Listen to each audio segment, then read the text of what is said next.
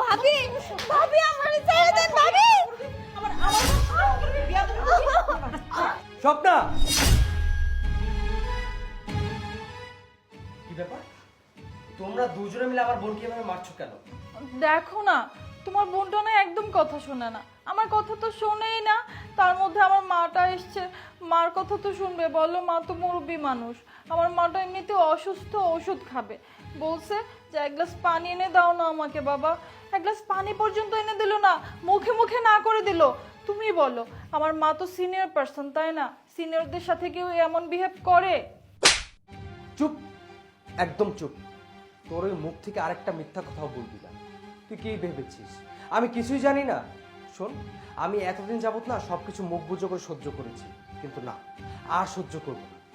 আমার এই বোনটাকে দিনের পর দিনে এই বাড়িতে কাজের লোক বানিয়ে রেখেছিস, তার উপর কি পরিমাণ নির্যাতন করছিস সেটা তো আমি আমার নিজের চোখেই দেখেছি। আর এই যে মা, আপনি আপনার সামনে আপনার মেয়ে আমার বোনকে এইভাবে মারধর করছে, আপনি কিছুই বলছেন না। মা কি বলবে? মা কি বলবে শুনি? তোমার বোন যদি বেয়াদবি না করতো, আমার কথা শুনতো, তাহলে কি তার গায়ে আমি হাত তুলতাম? আমার কি সাত জায়গায় তার গায়ে হাত তোলার? শোন, আমার বোন বেয়াদব না, বেয়াদব হচ্ছিস তুই। দেখতে পারতেছিস তোর মার সাথে আমি কথা বলতেছি, তোর মার কোনো কথা জবাব দিচ্ছে না, তুই এত কথা কেন বলছিস? আর মা, আপনি, এই মেয়েটা আমার বোনটা আপনার মেয়ের মতো না। আপনাদের ভিতরে মনুষ্যত্ব বলতে কিচ্ছু নেই। আপনার মানুষ না, আপনার একটা অমানুষ। কি ব্যাপার দুলা ভাই, তুমি এভাবে মা আর আপুর উপরে চিল্লাচ্ছ কেন? আরে বাহ, আজকে দেখি সঠিক সময় আমার শালা বাবু এন্ট্রি মেরেছে।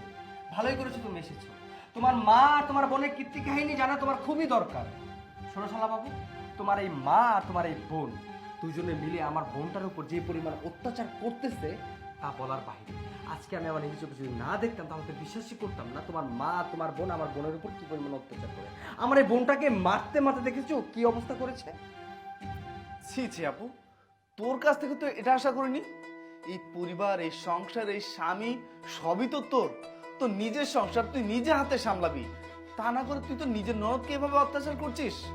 আর মা, তোমাকে বলছি, তুমি তো জানো যে কয়েকদিন আগে তুমি তোমার বড় মেয়ের বাসায় গিয়ে ঠিক সেম কাজ করে তোমার বড় মেয়ের সংসারটা ভেঙেছো।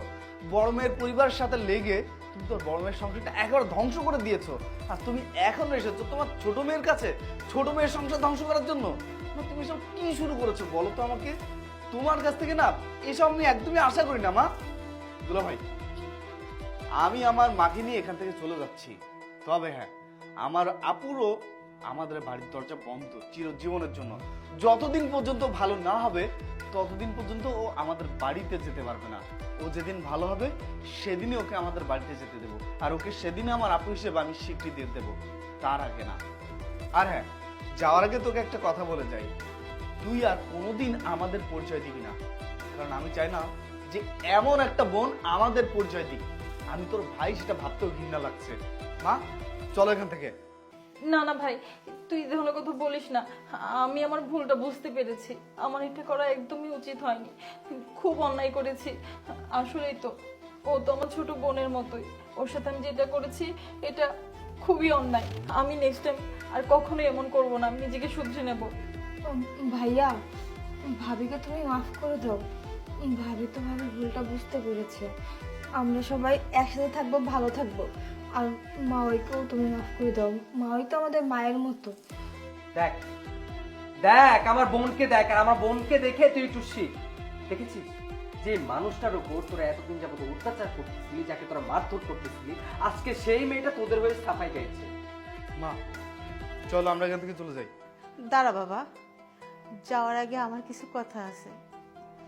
আসলে বাবা, আমি যা করছি ভুল করছি। আমার চোখ তুমি খুলে দিছো। এতদিন আমি অন্ধ ছিলাম, তোমার বোনকে আমি সহ্য করতে পারিনি। এখন ভাবলাম ও তো একটা মেয়ে, আমার মেয়েও তো একটা মেয়ে। আমি যদি ওদের দুজনকে আমার মেয়েই ভাবতাম তাহলে আজকের এই ঘটনাটা ঘটতো না। আমার আসলে ভুল হয়েছে, তুমি আমাকে মাফ করে দাও।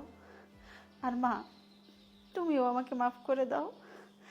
ঠিক আছে মা, আপনি আপনার নিজের ভুলটা বুঝতে পেরেছেন, এটাই অনেক কিছু।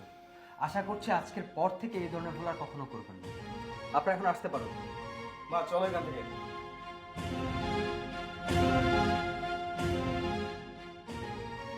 আচ্ছা শোনো না, আমি তোমার ভুল বুঝতে পেরেছি। আমি চাই এখন সবাই একসাথে মিলেমিশে থাকতে।